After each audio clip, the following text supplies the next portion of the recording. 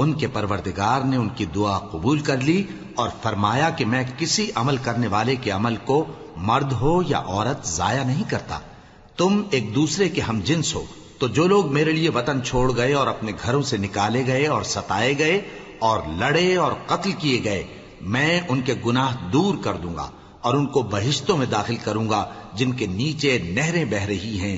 ये अल्लाह के हां से बदला है और अल्लाह के हां अच्छा बदला है। ए पैगंबर, काफिरों का शहरों में ठाठ से घूमना तुम्हें धोखा न दे। ये दुनिया का थोड़ा सा फायदा है, फिर आखिरत में तो उनका ठिकाना दोज़ख है और वो बुरी जगह है।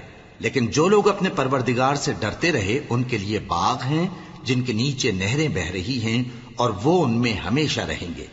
ये अल्लाह के हां से उनकी मेहमानी है और जो कुछ अल्लाह के हां है वो नेकूकारों के लिए बहुत अच्छा है। और बाज अहले किताब